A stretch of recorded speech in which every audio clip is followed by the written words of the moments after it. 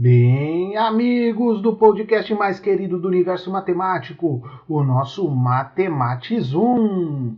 Aqui quem vos fala é o professor doutor Eduardo Jara. Estamos chegando no nosso 10º episódio da terceira temporada. É isso mesmo, 10º episódio. Enchemos 2 mãos de episódio. Faltam apenas 2 depois desse para a gente terminar essa terceira temporada. Então vamos junto, vamos atualizando. A gente já falou de muita coisa já sobre empreendedorismo fractal.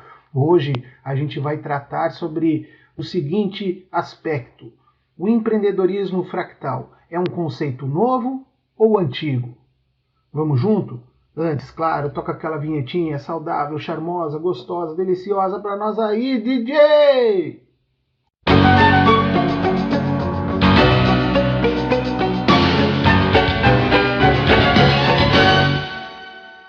Maravilha, maravilha! Eu não sei de vocês, mas eu faço aqui a minha dancinha, Harlem Shake, sacode pra lá, sacode pra cá. E vamos em frente, que o papo aqui é novo, mas também é antigo. E é algo pra gente refletir muito. Será que o empreendedorismo fractal, assunto de tese que eu defendi recentemente, propondo esta visão para uma abordagem empreendedora com muitas dimensões, com muitas possibilidades, isso de fato é novo? Isso já existe? Vamos lá, vamos refletir um pouquinho. Desde quando o homem empreende? Porque a palavra empreendedorismo nos dias atuais também tem essa visão de mercado. Às vezes algumas pessoas não gostam, outras encontram no empreendedorismo a salvação para o universo. E nós queremos conversar sobre isso um pouquinho então. Se formos falar em termos de grafia, empreendedorismo, empreendedor, este termo surgiu por volta de 1700 lá na França para retratar aquela pessoa que realizava os seus planos, muito voltada aos negócios. Né? Hoje, nas ações que a gente realiza ao ensinar empreendedorismo, a gente associa empreendedorismo à realização de planos. O empreendedor é aquele que realiza planos. E vão ter outros autores, como a gente já viu aí em outros episódios da mesma temporada, que associam o empreendedorismo à economia, que associam o empreendedorismo a realização de planos, que associam o empreendedorismo a ações que também estejam alinhadas com o desenvolvimento sustentável, o empreendedorismo associado à criatividade. Então, muitas formas de trabalhar isso. Se a gente for pensar, então, nesse aspecto como o empreendedor sendo aquele que realiza os planos, isso realmente não é de agora que acontece. A gente pode voltar aí na época do Homem das Cavernas e depois avançando, né, todos os riscos que o homem antigo sofreu para, por exemplo, dominar o fogo. Até dominar o fogo, muitos homens ali tiveram que se queimar, né? Tiveram que entender como começar isso. Alguns tiveram consequências graves. Será que foi de um raio que caiu e alguém tentou chegar perto do fogo e se queimou? Como dominar o fogo? Como essa estratégia empreendedora, que depois repercutiu em muitas áreas, foi de fato apreendida pela humanidade. Vamos avançar bastante no tempo, vamos para a época das grandes navegações.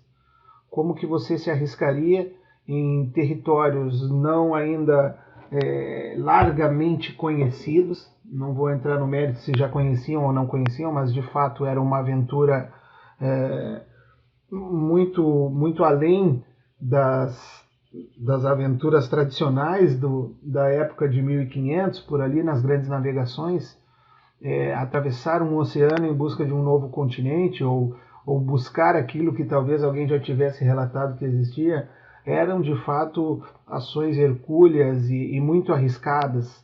Morriam tripulantes, algumas caravelas não aguentavam o tranco de uma grande movimento das marés ou ondas gigantes no mar.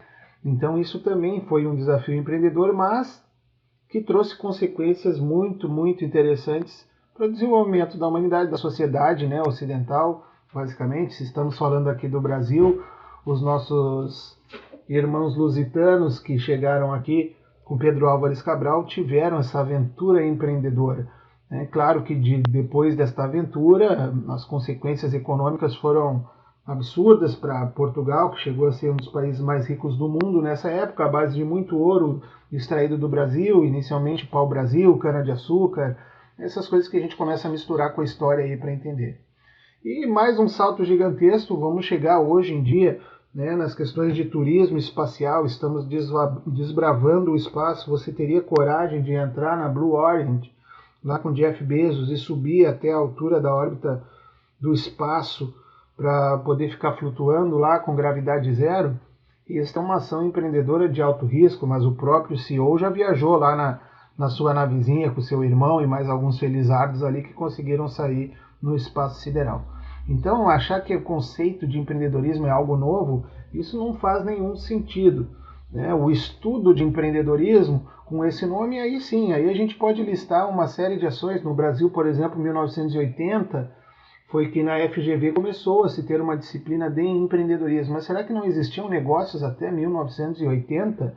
Claro que não podemos pensar assim, né? Sempre existiam os negócios e comércio, e se a gente quiser associar o empreendedorismo à visão somente comercial, isso sempre aconteceu. Se você quiser associar o empreendedorismo a ações de meio ambiente, ocorreram muitas ações que também visavam o cuidado dos animais, a produtividade maior, o não desgaste do solo, isso anterior a esses estudos.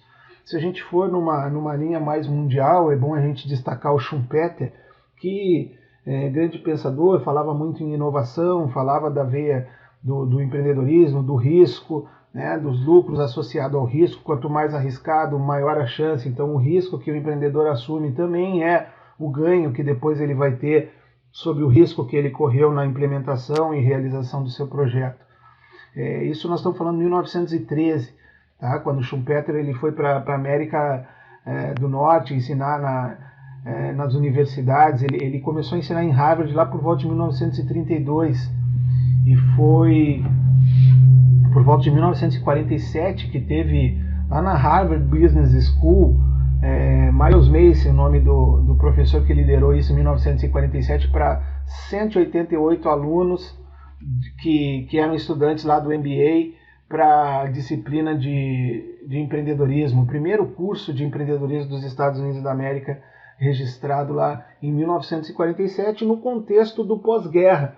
Queriam dar oportunidades para a retomada econômica de soldados voltando da guerra. Então, algumas orientações empreendedoras voltado, obviamente, à área dos negócios, né?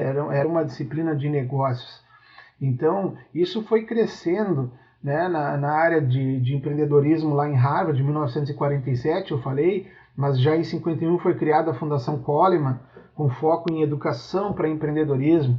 Depois a gente começa a falar de Peter Drucker, que é uma grande referência também, né, por seus escritos na área de inovação e empreendedorismo. Isso nós já estamos falando aí de 1955.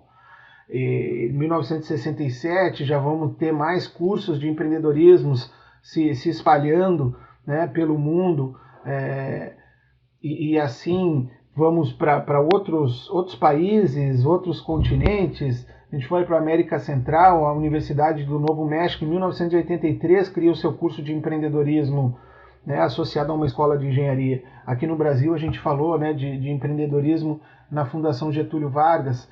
Isso foi lá por volta de 1980, o professor Ronald Reagan, que trouxe, né, na Escola de Administração de Empresas da FGV, da Fundação Getúlio Vargas, essa ideia, né, de escola do empreendedor, com os fundamentos da iniciativa empresarial. Então era muito voltado ao empreendedorismo, aos negócios em toda a sua origem, né? Se a gente for chegar nos anos 2000 agora, a gente já tem mais de 1.500 escolas aí superiores com cursos de empreendedorismo e de pequenos negócios.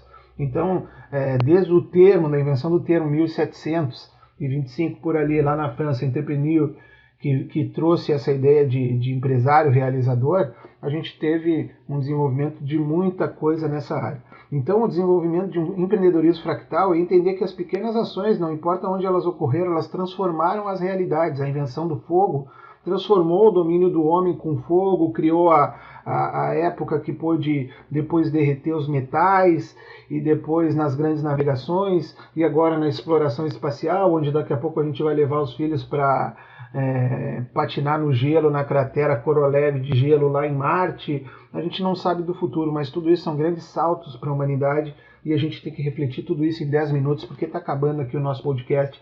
Então, um grande abraço especial aí para todo mundo que nos acompanha, de toda a equipe Exag Kids, beleza? Até a próxima aventura. Faltam 2 episódios para a gente acabar a terceira temporada, então não percam. Já estamos quase no fim. Grande abraço, fui!